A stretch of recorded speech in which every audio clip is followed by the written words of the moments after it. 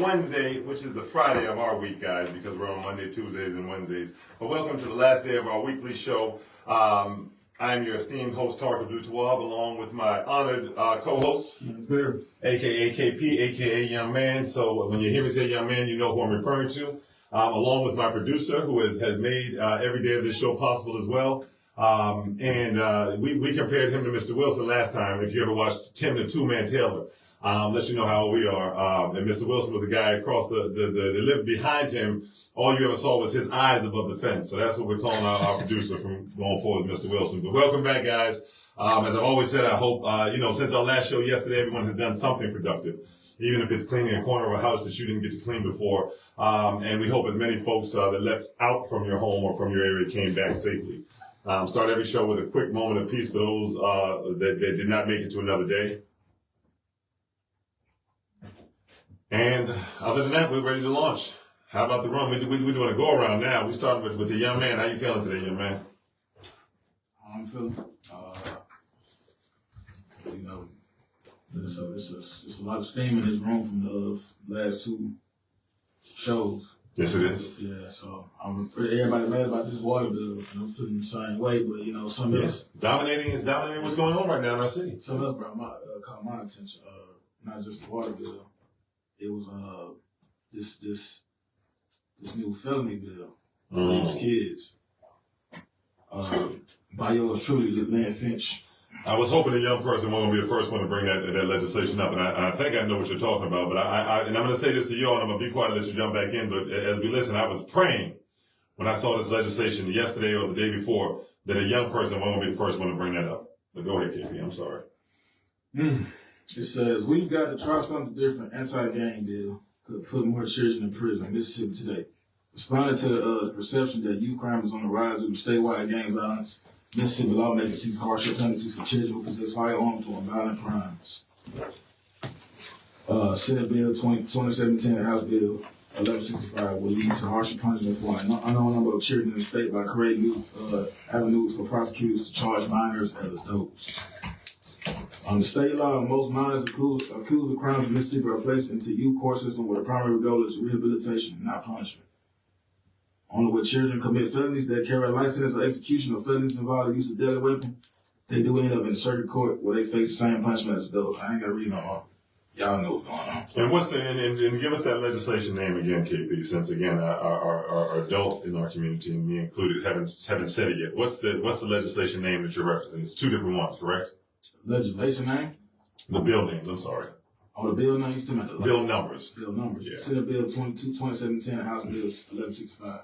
SB 2017 and House Bill or HB 1165. 1165, okay. So what do you see? I mean, I'm not going to, just from your view, I mean, what do you see as the biggest problem with that? I know, I've got problems. What do you see as the biggest problem with that? And listen, this is our day. If you don't know us yet, on our Wednesdays, 601-948-5950. It's our community discussion day. So even though we take calls every day, don't feel like you need to wait to jump in on a story or on an issue if you hear something that you're passionate about or affects you. But go ahead, young man. What jumped out at you about this bill?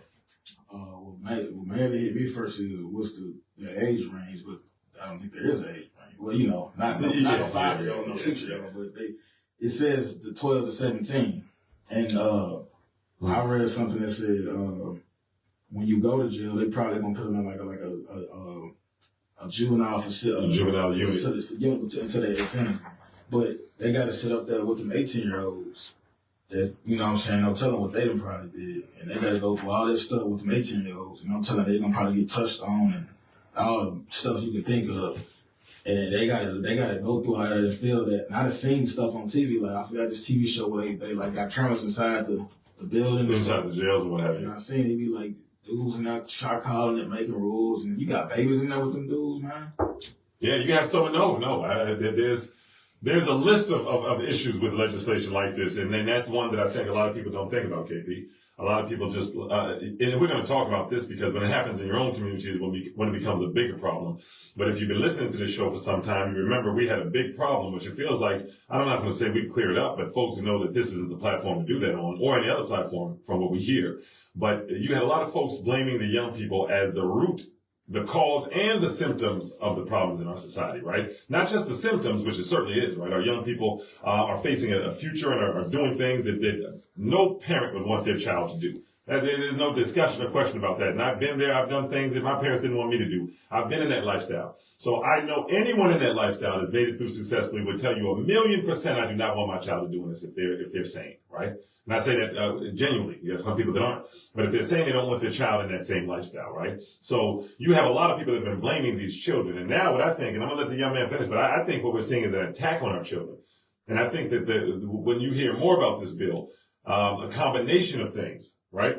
I mean, it just makes it hard for me to believe that this is not an intentional attack on our children as a commodity, as a money-making cash machine, and as jail fillers when they can do nothing else. Yep. So some of the go ahead, no. You referring to the Jackson City County supporting lowering the city's minimum working age from 16 to 14 to encourage the youth. Was it the youth employment? Yeah, which was the cover. The young lady is new, and I forget Kathy. I forget her last name. The young lady that just came over, and when I do these things, those of you all know why. But we've got to keep watching where folks come from so we understand connections. Doesn't mean illegality is happening. It doesn't mean someone's doing something wrong. Folks get so mad when you understand who came from where and what their expertise or their favorism may be, right? Yeah. But his chief of staff, I believe, Kathy, the last name slipping me, came from the Mississippi Economic Council, which is, everyone knows, was the biggest, if not the biggest, one of the biggest forces behind Accelerate Mississippi, getting a lot of the money that it got. Now, Accelerate Mississippi is who the city is looking at handing these 14-year-olds over to and let them put them to work. So you're seeing things happen that aren't illegal, guys. This is just politics. But when it's being worked to hurt you, and we won't jump back into that, but you all know what the big part of the day, when you see preachers and when you see political leaders showing up with signs and showing up at City Hall saying, let this, pass this act, an act that the rest of the whole United States, let's not talk Democrat versus Republican, the rest of the entire United States clearly sees is something that's probably not in your best future. Then making you, the people, believe that you have a culture of not wanting to pay bills, and that's the problem. Again, not looking at symptoms of some people in your community that don't want to pay their bill. No. The root problem, which we all know comes from folks not being billed and being asked to pay things that they just couldn't afford. And we're challenging the amount of. And so I mean, almost hijacked it. I'm sorry. We got to go through the House of Representatives. Like yes. Let's go back to the bill. These bills have to go through the House of Representatives. In the State Senate. In the State Senate. But my thing about it is, the concerns are raised. So should the team focus on school, the low wage youth labor? Could they replace adult workers? Which is a real concern. The economic pressure forcing children into work. And this is a time when children are supposed to be focused on learning, focused on going to the prom, focused on getting an apprenticeship at best, focused on running track, focused on who they like and who they don't like. Sometimes we're so okay with our kids being treated like adults. Man, they need to learn. No, what they're supposed to be doing is enjoying life right now. Let's remember, we did not produce, because of oppression we've been fighting, the society for them to just go out there and enjoy it. And then the first thing adults let us say in this area is, man, why isn't Madison? Look at Madison. Look at Flowood. Look at how their children. You're not saying that when it comes to our kids, though. When our kids do something, you don't say, man, I wish our kids had what Madison had what Flowood had. For some reason, you trifling adults are quick to call out Flowood when it comes to your luxuries. When it comes to what you don't have to eat at, where you can't shop at, where you can't get your nails done or your hair cut at, where you can't go and buy clothes at. You're quick to holler out, and I agree with you. I do want those things for us. But it's just alarming to me that I've never heard them say when our kids are wilding out, quote, man, why don't our kids have stuff like they have in Flowood? Why don't our kids have stuff like they have in Madison? You don't hear those same voices echoing that same concern for these children. But yet they'll get behind a bill like this in a heartbeat that says, let's criminalize them further. Unacceptable. Now, maybe we need to talk more about what that bill says, and I hope people understand the impact of that.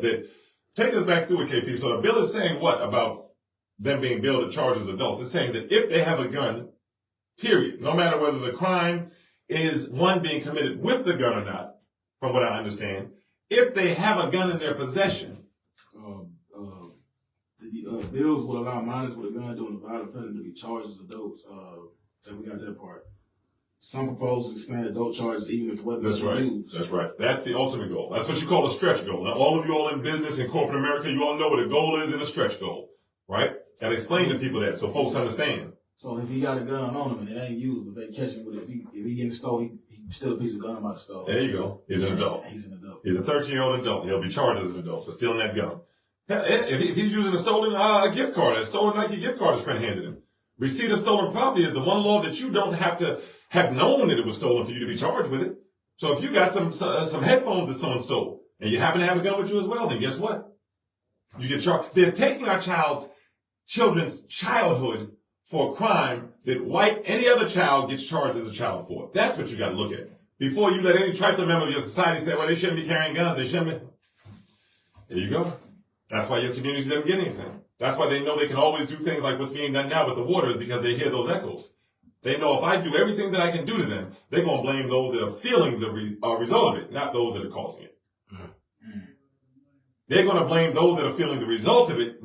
That's one thing that folks are looking at us right now here in Jackson. You have to know that, and I'll say it.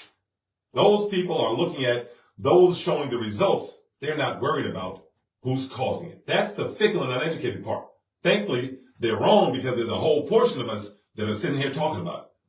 But the overwhelming amount, they were sure, would be so fickle that they would be unwilling to confront who was causing the problem. They would leave that city hall hearing that you all saw thinking that somebody, 4,000 accounts is what caused the problem.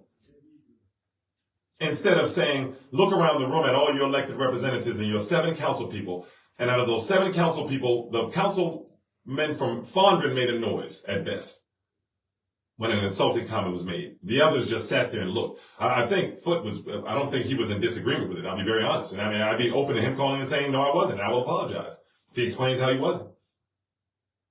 But these African-American councilmen and councilwomen that are tasked with protecting us in Mississippi from certain things, we ain't got to agree on everything. Just don't allow us to be disrespected as a city because you don't, I'm getting too far away from my children. Yeah, KP. We've been talking, just so y'all know now, KP and I, we talked about this before when we were talking so much about the water, but I think it interlinks because KP, I think the things you're talking about, I want you to jump right back on it. I think that those comments, and don't forget we lost 17 schools? Yep. And I was going to say, as to them being protected, does it permanently remove youth court protections? Like, they just automatically get thrown in the blender? It's an amendment to a charge. I mean, it's an accelerator from what I understand. So it accelerates you to adult court. That's not the conviction. That's the charge. They're not worrying about this thing. As soon as you have that felony, the stretch goal of this legislation is as soon as you get caught doing something illegal. So if it's disorderly conduct, there are no parameters they're putting in place there, whatever it may be. So I'm doing twofold there. One, alert the school. Now, I understand this. Alert the school. This is why I always will say, Tougaloo, Jackson State, Valley, Alcorn, this is where our legal lines are at for sure. Even if they've been compromised within the state, right? And they put money in their pocket and they're good. We know our HBCUs is where we've got students and facility. This is always where the civil rights movement has been fought from. So if you don't know that, then do your history. If you wonder why I'm always calling on our HBCUs, you go do your history. I don't need to do mine. I know where the center of the civil rights movement has been. I know where folks came in Mississippi when they were getting pursued by racist state troopers and they had to come somewhere that was private land, right? That's called Tougaloo. The bullet holes in front of Jackson State. So if you ever wonder why I'm calling on our HBCUs when you see this happening, well, I don't know any different because that's where I come from, right? I don't know any different. That's where it's supposed to be at. So when you see folks that are supposed to represent you sit there and not say a word, every one of them should be removed. Lower working age, increase surveillance and reporting, and then expand adult punishment for you. How is that not an attack on our children? Say them again. Say those 3 again, KP. Lower working age. They increase surveillance and reporting, and they expand adult punishment for the youth. So, and then drop the I was about to repeat what you said. And when you look at those 3 together, I don't see how you cannot understand that as an attack on our children's liberty, our children being utilized for cheap labor, and our children being utilized to explain why certain things are happening in this community. That's and for a young man to be the one to bring up that most debilitating piece right there. So first, through the past administrations, they begged you not to bring these gun shows to town. You consistently have done it, Governor Tate. You facilitated flooding our community with guns. I'm not going to even insult myself with having a conversation with neither one of you. 601-948-5950. I give you the platform, and I dare you to make this argument. I'm not going to have any conversation with neither one of you about the decisions you made when you were 13. This is a different society, and it's a different day. We're responsible for the society our children are in. They're going to pay for the mistakes they make. Believe me. They're being set up so they pay in spades for the mistakes they make. For sure. So don't say nothing to me about accountability. If anyone in our society, in a black community, faces full accountability for what they do, it's these young folks. And isn't that the irony? Our leaders, our religious leaders, our politicians could sit in City Hall. Go look on our page, please. Make it make sense, Jackson, JXN. We did our view because we were in there with cameras, so you could see your leadership in there, and you could see their response when these insults were thrown. And the reason they're insults is not because I have a problem with you holding someone accountable for paying a bill. I worked with the water company. I come from the utility companies prior to that. 27 years is my experience. I know you hear me on the radio, but I'm telling you that for your city council, I'm going to say this explicitly, for your city council and for the elected representatives in that room, the only one I saw him there was Gibbs, and there were more in there, I'm sure. But he stood up and spoke. But there were more in there than just him. For the elected officials in that room, and for your city council to sit there while the third-party manager says the problem is a culture of not wanting to pay your bill is the most insulting and dangerous comment I've heard in the last 3 years, probably. And that's saying a lot. Because it's twofold. One, it's just untrue. This is Tariq Abdul-Tawwab saying that. It's just untrue. The problems resulted from folks not being billed. And then from the water company not being able to gauge what the bill was accurately. Then having to estimate it. And then from bills coming out that folks didn't want to pay because they said these bills are wrong. You notice that folks didn't say stealing water. They choose their language very carefully. You didn't say Jackson has a culture of stealing water. Then we would have been, okay, we'll pick out the ones stealing water and put them on blast. What you talking about the other 57,000 plus accounts? Well, that forensic audit there, bro. And then part two of that, that's absolutely right. You walking us into a water authority with a ready-made excuse that the problem with this system is that the people don't want to pay the bill. And if you think that Jackson Water, that was a problem hearing him say that, wait till you meet the water authority. PPP, purely for profit people. I got a question. I asked you this earlier. I just want to know. I'm pretty sure it's not only Jackson Water that's supposed to keep tabs on what's the money being spent on. Like, it should be like ACLU and all this other stuff. That's what the plan was. That's what the Poor People's Campaign was trying to do. Judge Wingate shut that down. Judge Wingate, thank you. That's what you need to do. Since he shut it down, who's doing it now? Doing what? Keeping tabs on how much is spent. Not just Jackson. Ted Hennepin. Yeah, and then he reports what he wants to tell you. He puts on his website. Yeah, so he's supposed to tell you when he's messing over you. So he gave him all the right. Yeah. This is what we've been saying. And to the point that the young man is saying is what oversight is there outside Watchdog is Judge Wingate has the power to point a watchdog. But understand, and people, let's bring this to a very slow. Stop being racist, KP. Stop being racist, KP. That's what KP's doing right now. You're thinking like a racist now. Right? Because he's wondering that. Oh, you got to call me nice. Well, gonna make sense call the ill there. Yeah, good afternoon, guys. Good afternoon, and thanks for calling. Yeah, Tariq, this is Akil. Speak to this while you're on this subject about Ted Hennepin and the insulting comments that he's made, well, actually, since he's been here. Yes, sir. Nobody seems to bring up the fact, and particularly these so-called elected officials. Ted Hennepin is paid $400,000 annually. More than the president. To supposedly manage Jackson Water. More than the president. That's right. There was $600 million allocated by the federal government to Jackson for water infrastructure. That's right. There was an additional roughly $200 and some odd million that was gathered through low interest loans and grants. I know this because I was part of the group that worked on it behind the scenes. That's right. I know you were. Now, there in the stipulated order, and I encourage everyone everyone, if you can, go out to Jackson Water's website and read it. It's only 32 pages. There were 13 priority projects that Jackson Water was supposed to complete within the first year of its existence. That did not happen. Ted Henderson ran through $150 million, which was allocated for operating costs for Jackson Water in less than 2 years. He has not raised one additional dime for that so-called utility, which is part of his job as the operating officer. That's correct. He wants to increase the rates. He's already done it once. He wants to increase it again because his total inept, incompetent mismanagement of those funds. He went and begged to the federal government again. There was $450 million that was allocated out of the original $600 million for capital projects. He went and begged the federal government to repurpose about $54 million of that money to operate for operating costs. So he has ran through roughly $200 million for operating costs because he cannot manage his way out of a paper bag.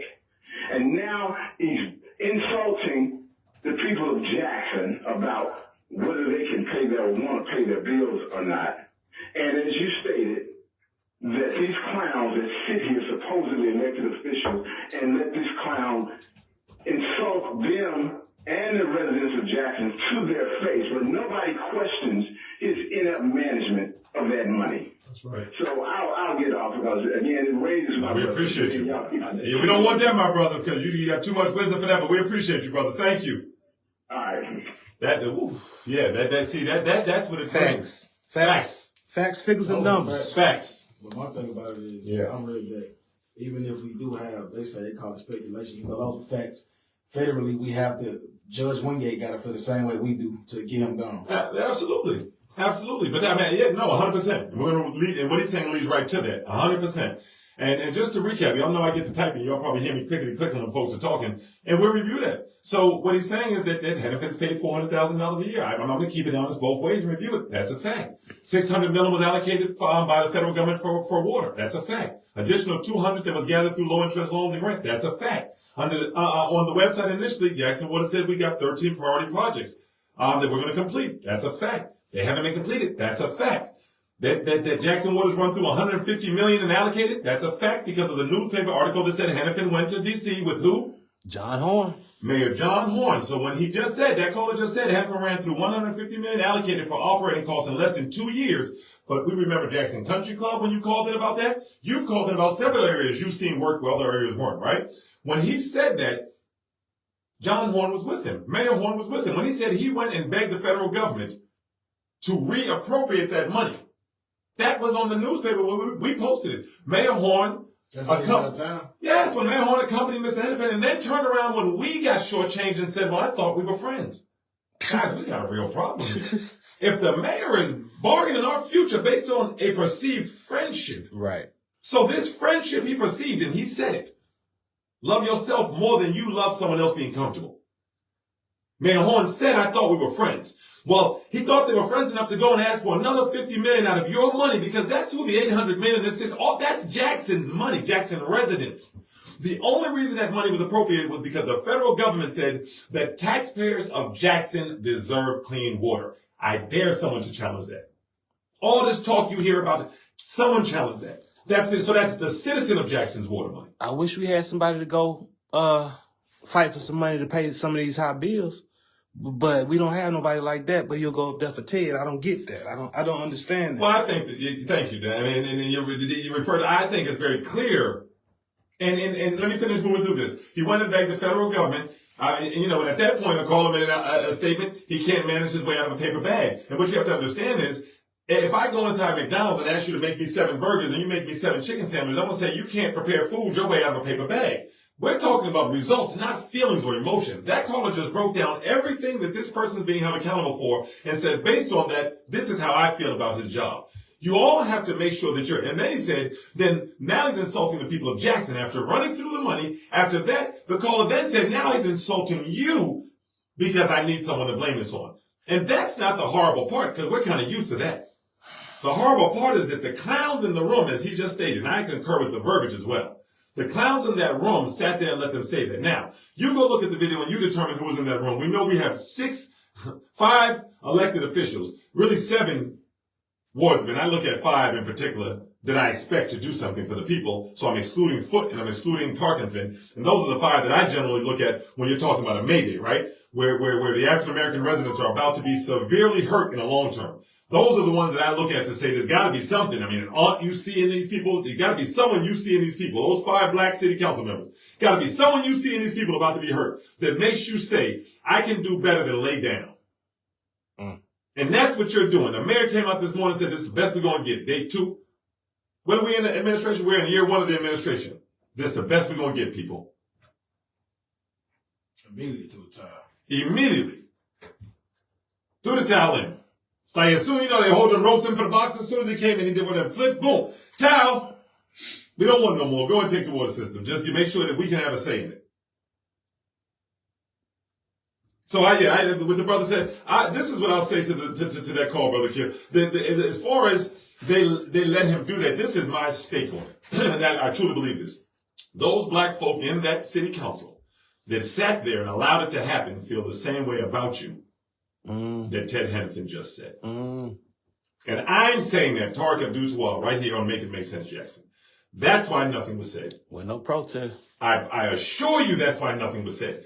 I don't like, you like somebody, I like a girl likes a guy, and nobody wants to tell you they don't really like you, you know what I mean? They got you running around hoping that, well, maybe if I ask him in this way and pull out some flowers, maybe if I sing it to him, somebody got to tell you at a certain point, right, KP? You have to tell me, don't let me run around chasing her, and she really just don't like me. So the reality is they feel the same way. And I'll challenge any of them to tell me that they don't, and then explain why they sat there quietly. You're in a black city council meeting in Jackson, Mississippi. Any one of them could have raised their hand and said, Vernon Hartley, let me speak, please. We all know listening to my voice that the city council would have let them speak. And all they had to do was make a statement that this does not reflect the culture of Jackson in any way, shape, or form. And you will not take 4,000 accounts and insult 130,000 people in my city or in my state or just because I'm a black person. But we're going further away from the day Brother Malcolm said. One day, folks are going to stand up for each other just because we're all black and from the same place. We're getting further away from that here in Jackson. You got people holding up signs for something that's going to help very few people. And then you got folks, a chance and a choice earlier. And I call out shows if you want to say something and if you're not going to say something. And I've called out shows for letting the mayor come on and just sit there and not answer any questions. But a chance and a choice earlier talked about the subject and got deep into it, not caring who was offended by it, talking facts about what happened. The same way we talk facts, with no collaboration. And when you start seeing those type of facts come out, it doesn't matter if it's coming from somebody blowing a whistle on folks, or Fred, it doesn't matter if it's coming from a chance and a choice, you're starting to see the truth roll out. And on that show, you heard them discuss things we've discussed. Joe Gibbs having trucks that Waste Management had some type of deal with. Losing big, having to come together with the Republican Party to help take the previous administration out so there would be some way to get back or recoup some of those. We were asking KP and I back when we didn't know a lot of this, why would you want Waste Management, a company that builds jails and lobbies for laws to put young black men and women into prison? The leading company are their investors, Core Management and BlackRock. Why would you want a company like that in a black city, period, versus a black company from Louisiana? I don't care about what they're cheaper and they're employing all black people from Jackson. Remember, all the workers from Richards came out. Not having a dog in the fight, personally, I couldn't understand, and we talked about it so much at the beginning of the show. Why do you want prison builders in versus an all-black company, even if they're just from the... Now those things are starting to come out. And this is the part that folks, black people, my people, if we start to understand the straw bosses, then they lose all their power. Oh, they want some of that money. That's exactly what it is. So yeah, I'll close that brother's call out with 100% concur. I like the way he broke down the facts of what's happening, because to hear that somebody's had $150 million has run through it, to hear the whole city say we're still seeing water gushing out the streets and we don't see the responses. And I have the joy of being in a position in media where I get to just put that camera in people's faces and then echo the responses. I don't have to create, make up, or think of it. So when it goes in your all's faces countless times, you're not seeing any of these changes and you give facts of that. Now, to add to that, to be said, no, it ain't the 150 million. It's not the extra 50. It's the fact that y'all have a bad culture and your mayor sat right there. Now it's time to have a moment of truth with yourself. Now's the time to be okay with looking in the mirror and saying, I messed up. And I've been there before, Jackson. I've been there before, United States. And I mean severely. Family issues, marital issues. I've been there before where you got to look in that mirror and say you messed up. But if you allow these people, and when I say these people, let me be clear. Everyone you saw working towards Mayor Horn getting into office. I'll repeat it. Everyone you saw working towards Mayor Horn getting into office, outside of folks that you may know may be innocent citizens just hoping for something better.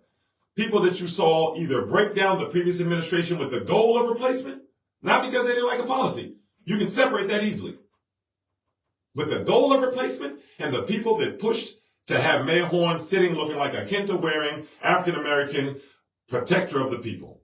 That narrative is what's allowed this to happen. Those narratives of Mayor Horn as a black man that cares about black issues and represents black people, when he's wearing Kenta cloth, those narratives allow the world to think everything's okay while he sits here and shovels your city away. When the fire is burning, I guarantee you, the smoke's been there long before. You're doing a lot of work for that blazing fire warms up a whole city. So what you all are feeling now is the fire. What the young man angrily, frustratedly slammed to death for yesterday was he, along with other people, have been screaming there's a fire in the damn house for a long time. Yeah. During the elections. And you got to think about it. If a Northside Sun article with Republicans screaming for John Horn wasn't enough to make people wake up and realize that we've got to rethink the way we're looking at things. So yeah, we've got other stories on there, but what you gonna say, man? I was gonna piggyback out the thing we talked about earlier with the anti-felon bill. Like, yeah, you just paint these kids as just I want to be evil, and you don't sit back and think about none of the other stuff that could possibly be. It could be that they trying to protect their family or they was forced into a gang. You just erase everything and just immediately paint us as the spotlight of crime, Absolutely. And then y'all turn around and be like, it's the kids' fault. But y'all ain't sitting down and think how much they can possibly make their mind and be like, you know what, y'all right. We gonna put it on the kids. That's a very good point. You're saying, kid, you don't know how much you keep telling them they're a monster that makes them feel like, well, that's what I am. Mm-hmm. Good evening, man. Gentlemen. Good evening. How are you? Yeah. May I make a comment, please? You certainly may. Always. My comment is this. Is that we might want to invest more in the Kente cause, because I think everybody's going to end up back into Kente cause. But my other comment is, I didn't vote for John Horn. You said you're going to end up back in Kente cause. I don't think Kim Wade would act like John Horn today. He told Kim Wade as a star Republican. I still don't think he would have done the thing that John Horn is doing today. Wow. And like I said, my point is that I hate to agree with you on that, but I don't disagree with you. As much as I dislike his rhetoric as well, I don't disagree with you, my brother. I agree with you. And also, we can't keep looking over the elephant in the room and see that what happened to the governor in this matter. He's not saying one thing for protecting his colors in the city, in the state, and then Sheriff Jackson. Now, he himself should be liable for the state of the water. Because, like I keep saying, that's true. The governor made the state of Mississippi, bullied the state of Mississippi, the city of Jackson to give awards to me, son. Yes, right. If I take you to a Rockville house, and tell you everything is free, the owner of the Rock House don't still it to be free. She don't want to be free. That's right. Right? That's right. How is that the governor not, you may have gave free water to me, sir, but he still should have paid us for the use of the benefit that he gave to these, sir. That's true. That's true. And this is what this is all about. They trying to shuffle this thing like one of them con games on the street. It's all about covering up the fact that the state of Mississippi is liable for the damage to the water cover.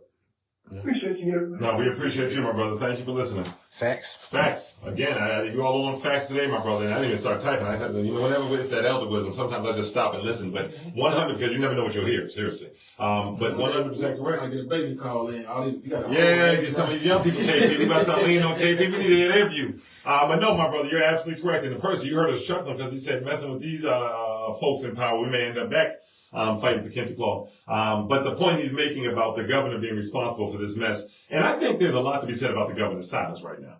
I think that brother dropped a jewel that I don't even know he intended to drop, because the governor started off by speaking. The last words he spoke about Jackson were how hopeful he was with Mayor Horn here that everything was going to go the way that he, Governor Tate, had always wanted it. And then he went silent. Which means to me, Nothing else to say. when you give a kid his juice box and his little tablet and everything going just the way that kid wants it, what do you hear? Complete silence. So I think that's a great point. And then at this point, that we're not dancing around things.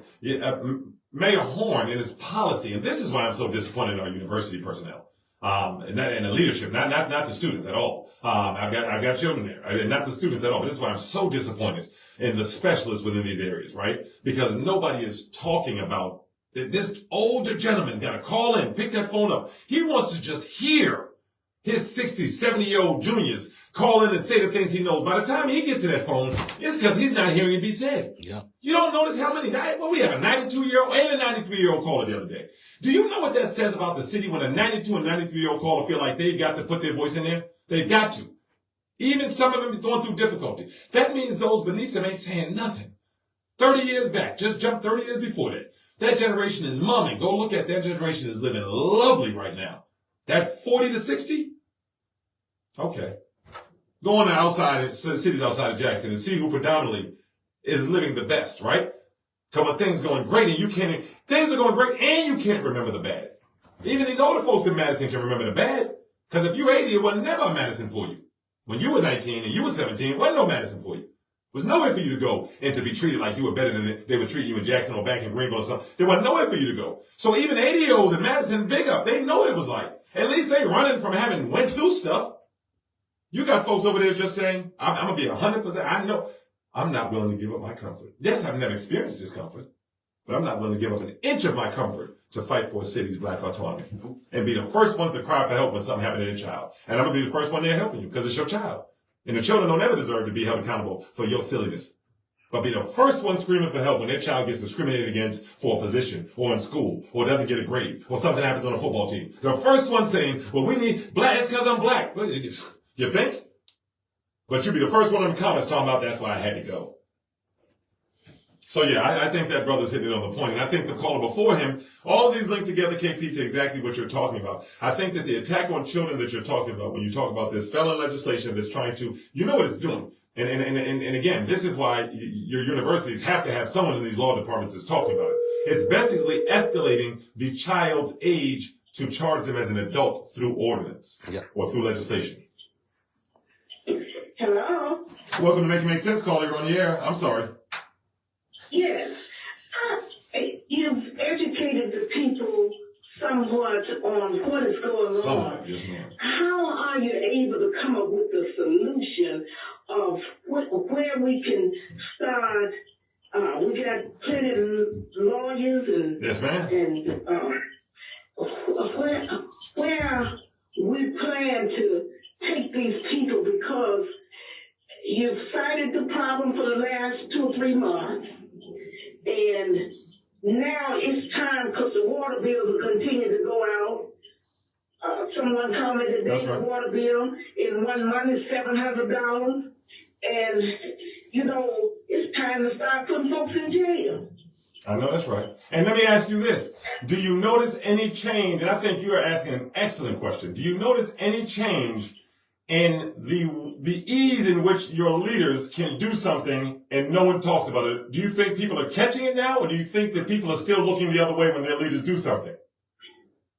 Well, I don't know. Look like everybody sitting on the silent seat. Well, you're seeing a difference now. So that City Hall, but you had a City Hall meeting the other day, right? And you had a few City Hall meetings. One about the grocery stores that was packed, because I'm not going to turn on my people. Some people will love to keep pointing the fingers and punching down and say, well, now you got to understand this.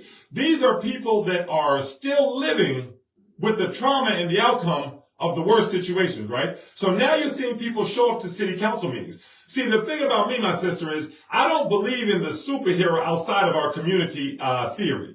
I believe that the superheroes, that the people that are going to save us are the same people you see standing outside of Save-A-Lot, the same people picking their children up from these public schools, the same people going to jail because they can't make certain things happen, the same people dealing with the frustrations of the city, right?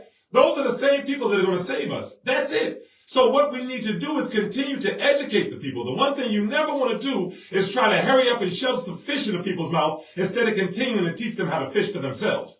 The most dangerous thing that you can do in the South is stop giving information and start talking about action. Because we've been taking action for 400 years.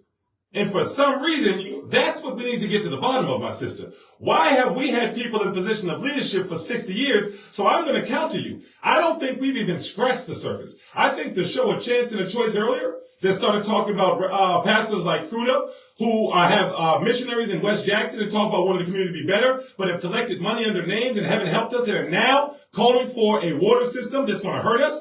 I think when you heard the shows call out Gibbs for saying you had trucks that were working with waste management, you didn't care about the city, you didn't care about the amount of the contract, you cared about your personal wealth. When I hear callers that now say, well, Gibbs, Farris Street wasn't held up.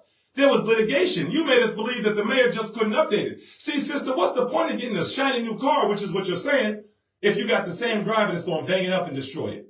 I'm not for that. You can do that. I don't want a shiny new car with the same driver. And we're celebrating Black history. But in order to celebrate Black history from the past, we got to deal with what's going on with our people that are suffering now. That's right. In action. And we say we don't get a 12th grade education and DRs behind our names. Mm-hmm. Then someone with wisdom from the Lord need to come forward. Well, the first problem, let's pause there and let's unpack that, my sister. You stay with me. And then the first problem is that we associate a college in the United States as giving us the skills we need to build our communities back up. That's the first problem. I've got one more behind you, though, sister. I appreciate you more than you know. Please keep listening to us, okay? Thank you. Thank you. Go ahead, Kippy. We have one more. I'm sorry. I said go ahead. We both on today. I'm going to make sense, call you on there. Yes, I'm calling in. I would like to help some of the citizens of Jackson. First of all, the meters that they're put in, those digital meters, they're really wrong. If you can go through your house and you hear something and that thing's going to constantly run, whatever's on the right side of your meter facing your house, that's going to be on you. If it's on the street side, it's going to be on the city.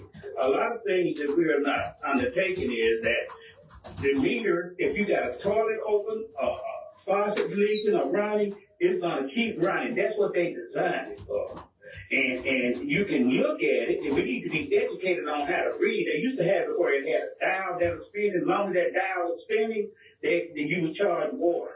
But once it stopped, but when they changed it to digital, it's completely confused a lot of people. Now, as a plumber, I know that I've gone into houses to work on things. I think you got a faucet running, or your commode's constantly running. It's going to mess up your water bill. Well, my water bill has been going up. See, it's about education. Yes, sir. You're absolutely right. What they doing is wrong. And they know they are doing wrong, but they have figured out a way to get money. Now, I work in Madison, I work in Clinton, I work in Flowood, Pearl, it don't matter. They're different. Yes, sir. Yes, sir. They leave a note on your house telling you. I heard it. Yep. That's what Yeah. So a lot of things that we're behind in, and I really appreciate it, but that's why they make their money from the poor folks. That's right. Let me ask you a question, my brother. Would you be interested if we reach out to you, and don't say your name, if we reach out to you afterwards, and this is a collective, so the sister previously said what type of solutions, we don't like to talk about that first off, but would you be interested in helping us figure out how to train some of our community members that are ready in leak detection? I already know what you need for it. I definitely will do it. I will do it, and I got about 3 people that works with me, gonna help do it. Call me, and I will show them how to stop it and how to stop your water bill from being so high. Because once you learn it, then it's up to you. You got to call a plumber. You don't have to call a plumber. You just need some education. Yes, sir. And most times it's just a water valve, I heard that. valve, or flapper. That's all. And it's just like an open faucet if you got a toilet running. It's never going to stop. Your meter never, if you fill your car with gas, it'll stop. But when you let it keep running and running and running, you're just wasting gas. You're just wasting gas. With your water. You're wasting water. But the education part of it is the city needs to tell you that you have a leak. Just like in Pearl, Madison, Clinton, Flowood, they leave a note on your door telling you that you got a water leak and it needs to be fixed. Now, why can't we do it since we're the capital city? Hey, look, we're supposed to have that. They don't care about us. They just wanted to run down.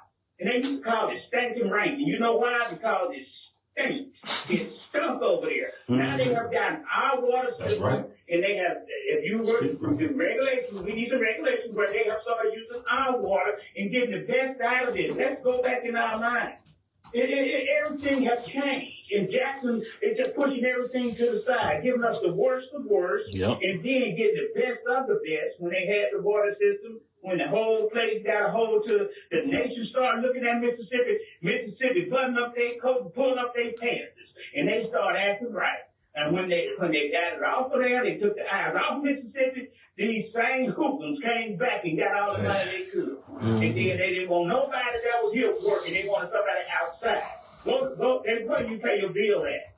You don't even pay your bill. That's right. Jackson. Nope. They closed everything down. Why? They don't even trust us with the money. They don't trust us doing anything.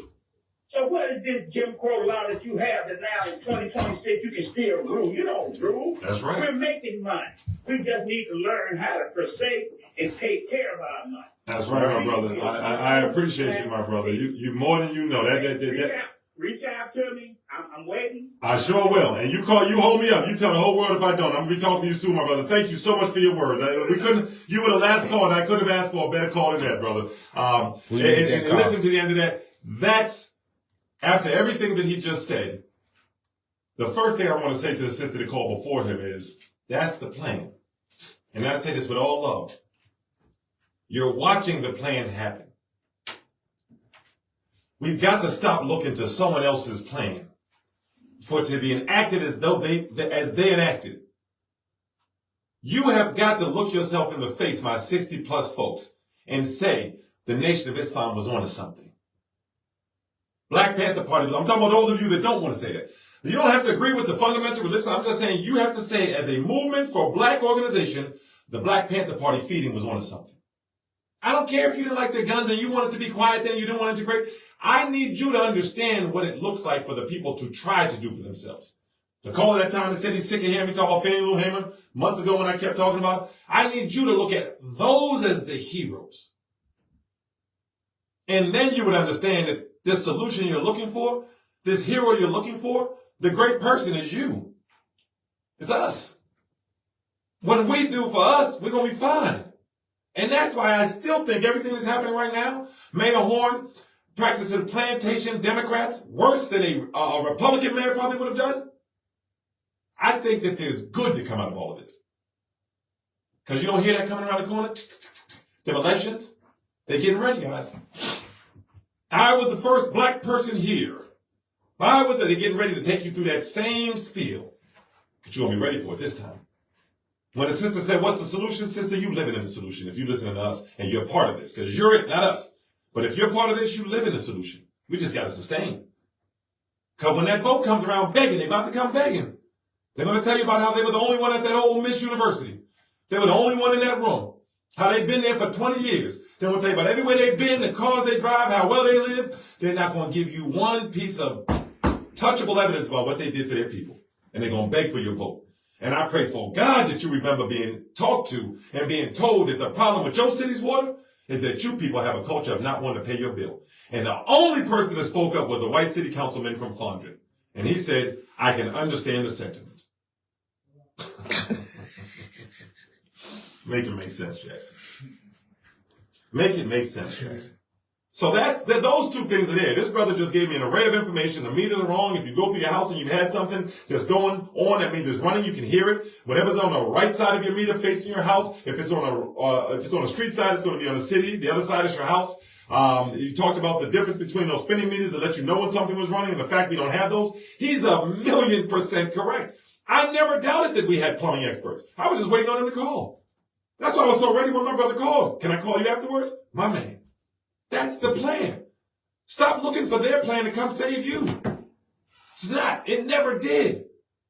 That's why these politicians are lying to you, trying to make you believe that you ever got satisfaction through their legal system. But as long as you believe that, you stay voting and you stay putting the money in their coffers, regardless of the response you get.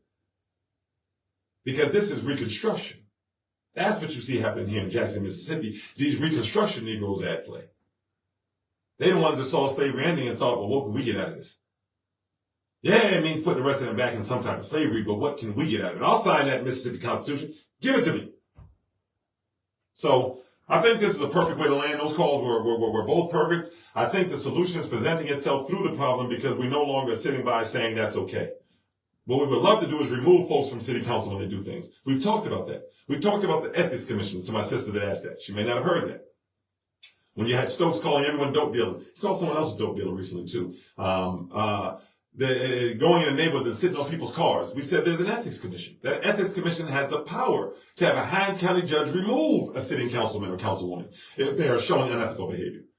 So it's like that gentleman just said, knowledge, understanding what our next step can be is the solution. But those answers are only going to come from us because our leadership has proven the first part. The second part, and KP, the young man said this yesterday.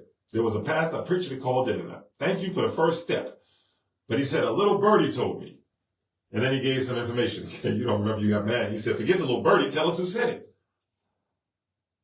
So we had a caller that told us some detrimental information about what somebody's doing, but wouldn't tell us who said it. So all we know is a little birdie said something, so anybody can be the monster out there.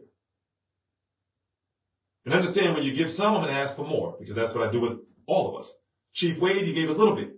You resigned, said, I'm not going to do this. I'm still waiting on that call because we're asking for more. Tell us why. Assistant Chief Grizel, they pushed you out. Come tell us why they pushed you out so we can understand what's coming at us. It's for a reason. It's for a reason. So, I think as we welcome a new police chief. I was just about to say, you up, Brackney? As we welcome Chief Brackney in, we make it make sense. Jackson is equal with everyone. Whether we know you or not, we're very impartial. And I know when we looked at Chief Brackney's background, was very excited about the background. We looked at the videos of her talking to the brother Ali and talking about how what inspired her about being a police was the ability to treat people humanely. We watched her talk about being from a poor section of Pittsburgh, where a lot of us can identify. Coming up in neighborhoods where we're marginalized, but we're not giving them, and that gives you hope. Talking about making sure that folks get treated like human beings in a place like Mississippi, Chief Brackney. You saying a mouthful now. Welcome to Jackson. But hear what I'm saying. Black treatment, humane black treatment in Mississippi is not a given now. Especially in light of things like the Goon Squad. Now, what I wasn't as excited about, these are just little things, but it's best to talk about it, not hold someone accountable for it. It's just one thing. I think she's learning the terrain. But a newsman said to her, in Charlottesville, and this is one of the things I love about her resume, you basically shut down a unit of racist white cops that had text vests going, and God knows what else they were doing. Charlottesville is where they ran that person over during the Trump parades. He said, are you prepared? Basically something's coming. Are you prepared to do that here? And I was waiting for that response, but look at my resume. My whole career, it cost me my career and I stood tall. If I see it in Mississippi, of course I'll stand up. Now, it's going to take her some time to adjust, but her response was, Mississippi is different. She said in Charlottesville, you had a police, now we talk about Capitol versus this. In Charlottesville, you had a police unit full of masochistic, violent, racist. I'm still trying to find a difference between them and Capitol at this point. I'm listening to it. Misogynistic, thank you. I'm Islamophobic. Thank you, KP. Islamophobic, homophobic. I'm waiting for the difference between these people in Charlottesville and this Capitol group that other police officers said, watch out, they're sending the shooters in the Capitol. They're sending the worst police officers that are willing to do the worst into Capitol. We have a Capitol Jeffrey who was slamming a man's head against a car window, then walked by pissed at the reporter that he did ask him a question after he got found guilty. So and I give her the benefit of the doubt that she doesn't know these stories yet. She's got to read it, she's got to find out. But I think that somebody should have pulled her arm right there from Jackson. All them Jacksonians standing behind her. Someone should have pulled her arm and be like, no, we got some Capitol folks like that. Quite a few. We already got Jalen dead, unfortunately. His mother fighting for justice. We got a woman shot while she's laying there. Now, just 2 days ago, we got another woman shot. They said that the man shot someone. While they came to help the man he shot, the man started shooting at Capitol and ran in the house, and they shot another innocent person in the house. So, to hear the response that Charlottesville was different than Mississippi, well, Charlottesville learned from Mississippi. Charlottesville learned. Those people in Charlottesville, Chief, that you had to deal with, go look them up and see where they got their inspiration from, a lot of them. See where their ties are. Right here in Mississippi, sister. So if you think that these folks in Capitol are nothing like those Charlottesville group you broke up, I'm disappointed in the family and friends you got surrounding you, not in you. That they ain't pull you and say, no, man, they're a little worse down here. I mean, wasn't one of the Capitol Police's father-in-law or something? One of the Goon Squad sheriffs? Yeah. Yes, sister. Go look at that connection. So we got to go ahead and land this plane. We're going to be online, Make It Make Sense Jackson, tomorrow. Until then, we love you, Jackson. Continue to fight for my co-host and myself, Tarka Dutois. Continue to make it make sense, Jackson. Jump on the Facebook page. We're going to be on there tonight. We love you.